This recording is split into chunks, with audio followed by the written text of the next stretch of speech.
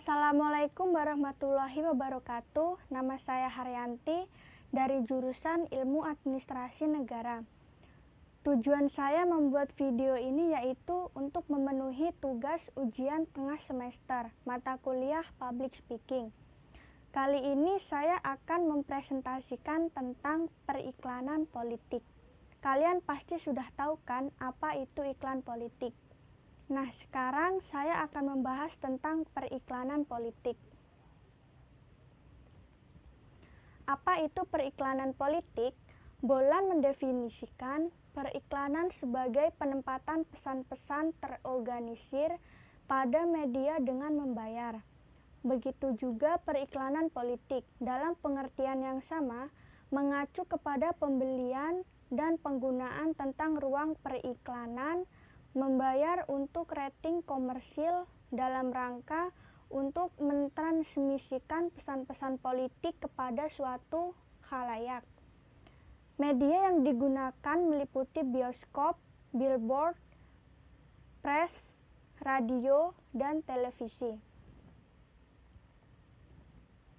Definisi lain yaitu periklanan politik merupakan proses komunikasi di mana sebuah sumber membeli kesempatan untuk menunjukkan pesan-pesan politik mereka dengan tujuan mengubah perilaku, kepercayaan, dan kebiasaan politik penerima pesan melalui saluran-saluran massa. Prosedur periklanan politik mempunyai kebebasan untuk mengatakan apa yang mereka inginkan. Bagaimana mereka memainkan atau mensandiwarakan kekuatan klien mereka dan menyoroti kelemahan lawan. Menurut Diamond dan Bates, ada 4 fase di mana kampanye periklanan politik di Amerika. 1. Identitas kandidat. Dalam fase ini, biografi positif dari kandidat harus dikemas sedemikian rupa untuk menumbuhkan kesan yang bagus. Yang kedua, kebijakan kandidat. Yang ketiga, menyerang lawan menggunakan hal negatif. Dan yang keempat, kandidat harus diberikan dengan pemaknaan positif dalam konteks aspirasi dan nilai-nilai dari orang-orang yang mempunyai hak pilih.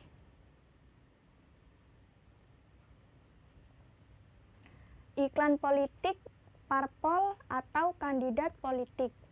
Penguatan citra parpol atau kandidat politik, sosialisasi atau penguatan ingatan lambang simbol politik, ajakan supaya mencoblos partai atau kandidat politik pada hari pemilihan, iklan politik non-parpol atau non-kandidat politik, penjelasan dan sosialisasi pemilu sebagai sarana demokrasi, seruan dan provokasi kepada masyarakat untuk datang ke tempat pemungutan suara dan menggunakan hak pilihannya atau melakukan partisipasi politik.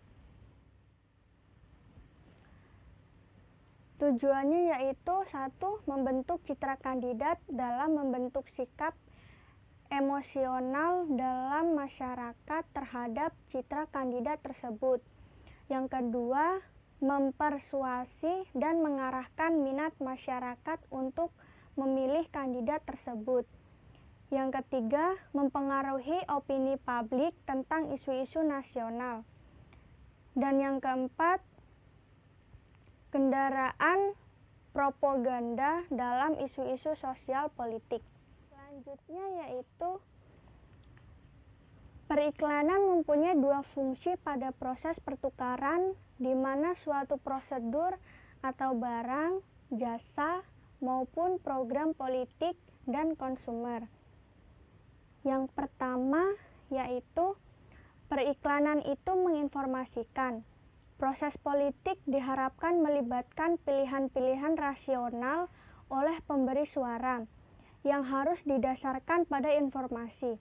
Periklanan politik kontemporer dilihat sebagai suatu pengertian penting tentang menginformasikan penduduk berkenaan dengan siapa yang berpengaruh dan kebijakan apa yang mereka tawarkan.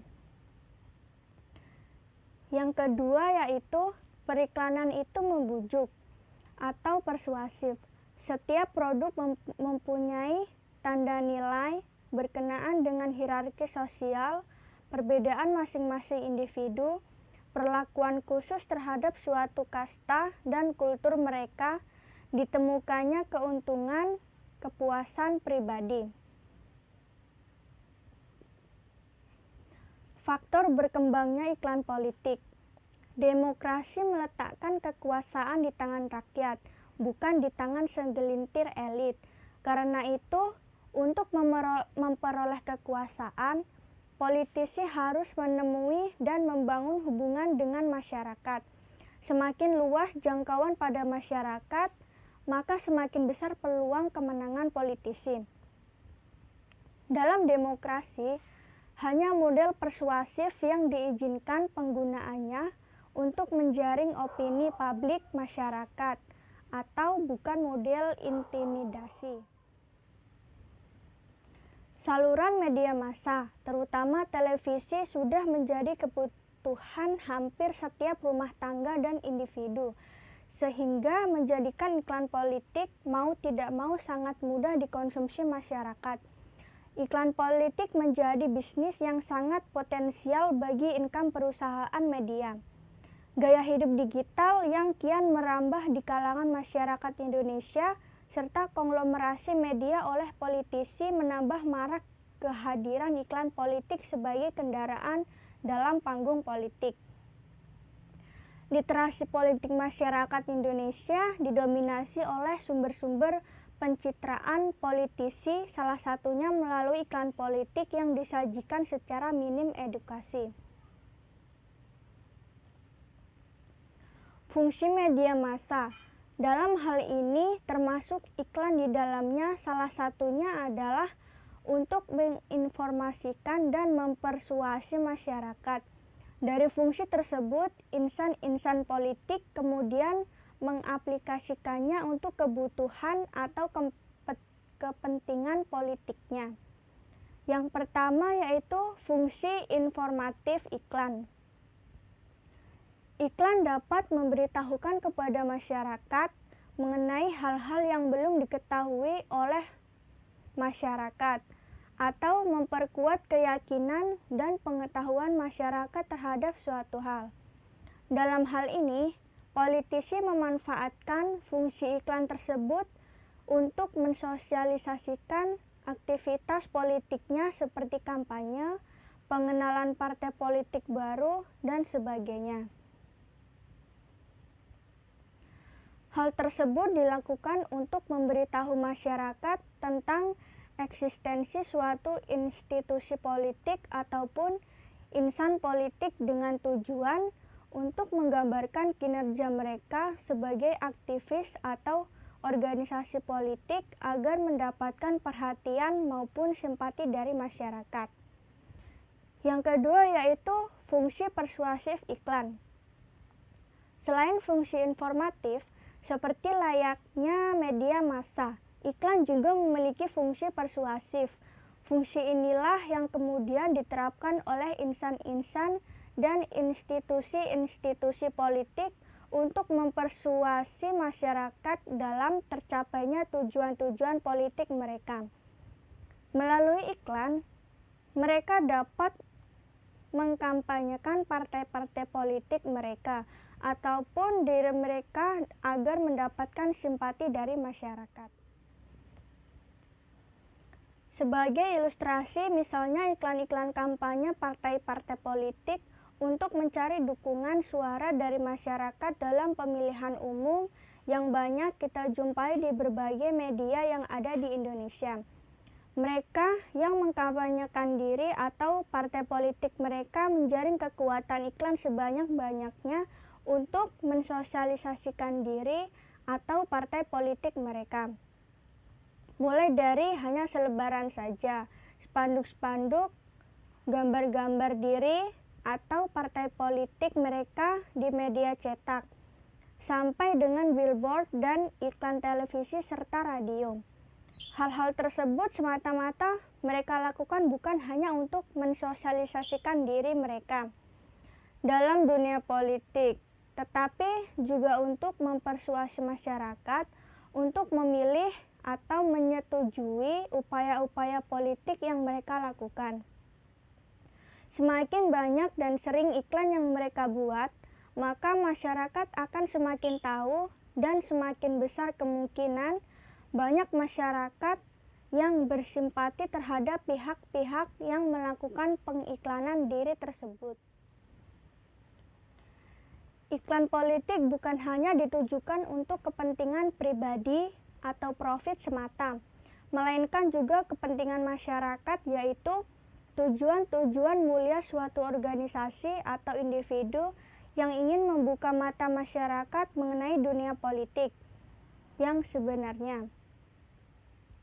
Pesan-pesan yang ingin disampaikan untuk menggerakkan masyarakat dalam menanggapi keadaan politik dan sebagainya.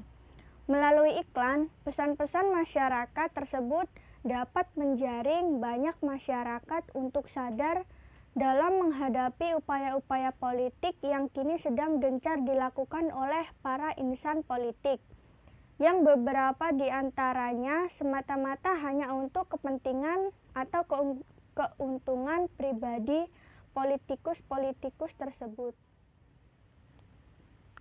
Nah, dari penjelasan-penjelasan yang sudah dipaparkan bahwasanya dunia periklanan layaknya media massa dapat diibaratkan sebagai dua mata pisau. Apabila dipergunakan dengan baik, maka akan menghasilkan manfaat yang baik. Namun sebaliknya, apabila digunakan dengan tidak baik, maka akan menghasilkan hal yang buruk, bahkan dapat menyebabkan kehancuran diri maupun perpecahan. Sudah selayaknya media iklan digunakan sebijak-bijaknya, bukan untuk kepentingan individual atau institusional semata, melainkan untuk kepentingan umum demi tercapainya tujuan bersama. Untuk tujuan politik, bukan berarti dilarang untuk menggunakan media iklan untuk membantu kegiatan politiknya, melainkan untuk memberikan informasi-informasi bermanfaat bagi masyarakat. Apabila ada kepentingan persuasif seperti kampanye, sudah selayaknya pihak-pihak yang melakukannya menggunakan media iklan dengan jujur dan terbuka. Tidak hanya menggambarkan janji-janji melalui iklan, namun terlalu sibuk dengan pamornya melalui iklan tersebut, kemudian lupa untuk menjalankannya. Karena kontribusi seseorang atau suatu institusi bukan dilihat dari seberapa bagus dan mahalnya iklan yang dibuat, melainkan apa yang dijanjikan di dalamnya dapat direalisasikan dan bukan hanya ungkapan persuasi belaka. Demikian video dari saya, kurang dan lebihnya mohon maaf. Semoga bermanfaat untuk kita semua. Terima kasih.